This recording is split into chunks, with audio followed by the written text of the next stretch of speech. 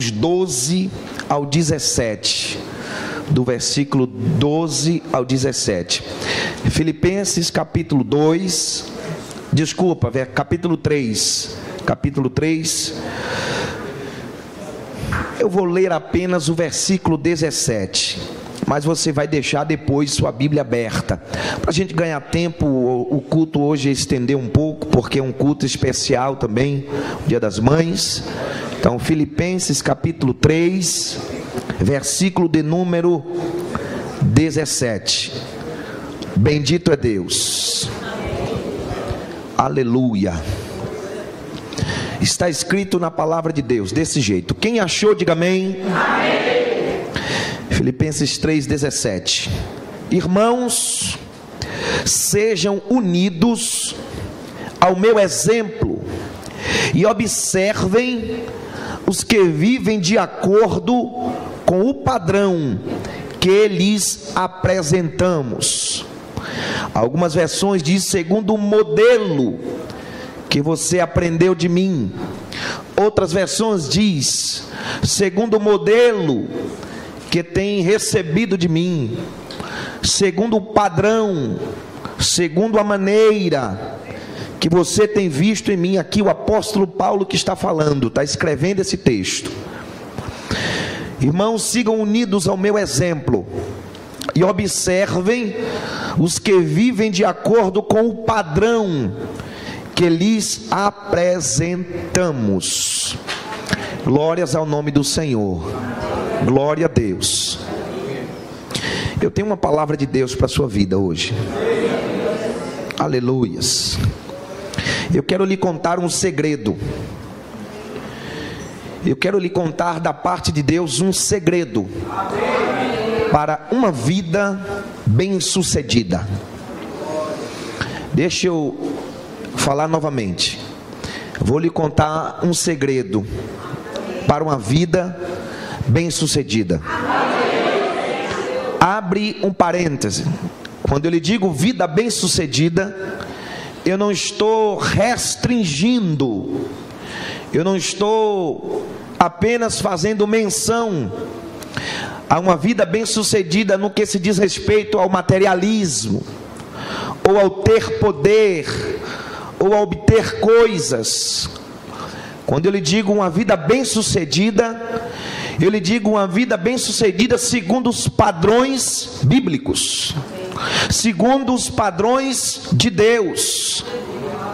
Quando eu falo para você viver uma vida bem-sucedida, é para a vida do homem e da mulher que experimenta, que vive, que desfruta tudo que o grande Deus tem para a sua vida. Porque há pessoas nesse mundo que alcança coisas, obtém coisas, mas não vive uma vida bem-sucedida, não vive uma vida no centro da vontade de Deus. Aleluias. Você conhece pessoas, e eu também conheço pessoas, que nunca conseguem terminar nada. Tudo que começa fica pelo caminho. Se começa a ler um livro, ele para, não consegue, não chega no final. Se ele faz um curso e ele diz, olha, agora eu vou fazer um curso de mecânica, eu estou empolgado, estou animado, a área de trabalho é mecânica, e aí você encontra com ele depois, não, parei, depois eu descobri que mecânica não era minha praia, vou fazer agora um curso de inglês, eu vou estudar inglês, porque inglês é que o negócio hoje só dá para quem faz inglês.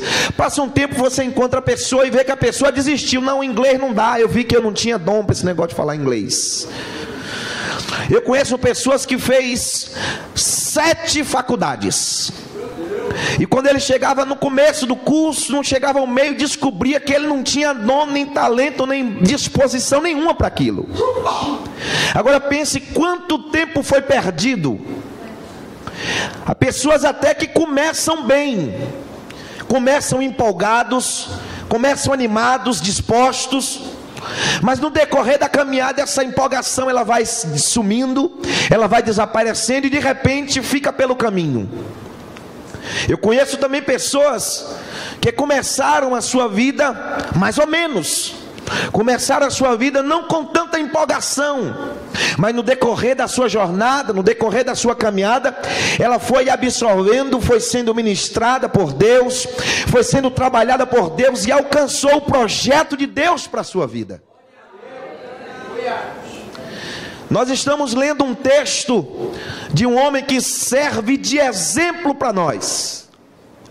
Quem escreveu esse texto foi o apóstolo Paulo. E essa carta aos Filipenses, Paulo escreveu quando ele estava preso, quando ele estava aprisionado.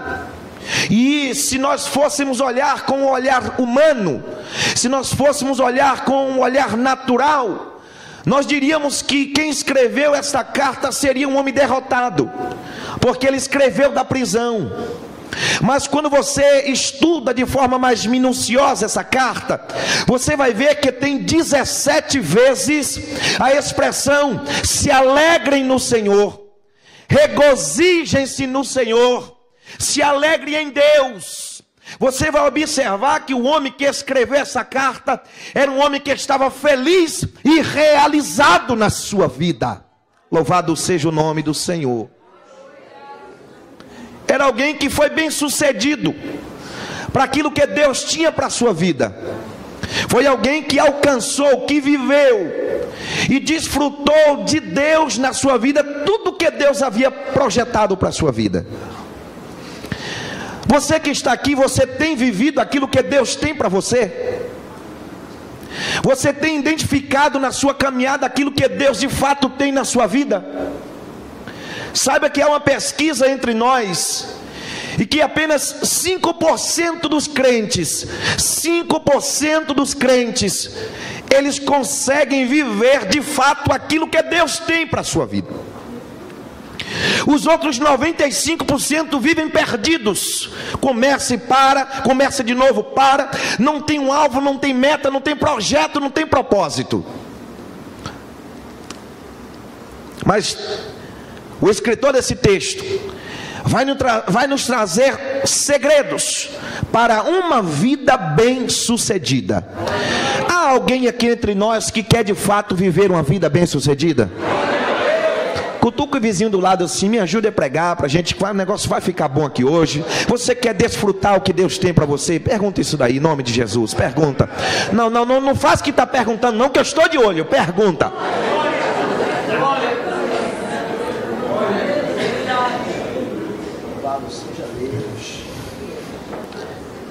Nós precisamos entender que nós temos que começar e terminar aquilo que começamos. Você não vê na Bíblia Deus aplaudindo ou Deus elogiando pessoas que param no meio do caminho. Muito pelo contrário. Mas pastor, o que eu devo fazer então para que isso mude na minha vida? O que eu preciso fazer? Eu já estou entendendo que eu sou uma pessoa que tem esse perfil. Primeiro, eu não sei de fato o que Deus tem para mim. Segundo, eu fico arriscando. Num ano eu faço tantas coisas e nunca termino nenhuma delas. Eu estou entendendo que Deus tem uma palavra para a minha vida. Se você está se identificando com esta palavra, saiba que a partir desta noite Deus pode mudar completamente a história da sua vida. Louvado seja Deus, bendito é Deus. Eu pedi para você deixar a Bíblia aberta na carta aos Filipenses, e nós vamos entender por que o apóstolo Paulo ele disse isso. Nós vamos entender por que ele foi um homem que viveu, que conseguiu desfrutar de tudo que Deus planejou para ele, projetou para ele.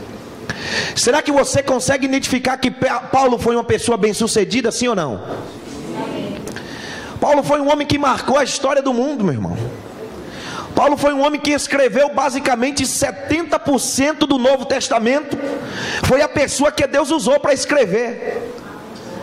70% do que está escrito no Novo Testamento basicamente saiu das mãos deste homem. Foi um homem bem sucedido, um homem que desfrutou, que pode perfeitamente ser exemplo. Aí você poderia indagar assim: mas por que não usar o exemplo de Jesus, que este sim é o perfeito exemplo? Mas eu quero tratar para mostrar para você que mesmo sendo um homem, mesmo sendo falho, nós podemos sim viver uma vida bem-sucedida, de acordo com os padrões de Deus. Versículo 12. O apóstolo Paulo está dizendo: não que eu já tenha obtido tudo isso, ou tenha sido aperfeiçoado, mas prossigo para alcançá-lo, pois para isso também fui alcançado por Cristo Jesus. Irmãos, não penso eu mesmo já o ter alcançado, mas uma coisa faço, esquecendo-me das coisas que ficaram para trás, e avançando para as que estão adiante de mim, prossigo para o alvo, a fim de ganhar o prêmio do chamado celestial de Deus em Cristo Jesus. Todos nós que alcançamos a maturidade devemos ver as coisas desta forma, e se de alguns aspectos vocês pensam de modo diferente, isto também Deus lhes acrescentará.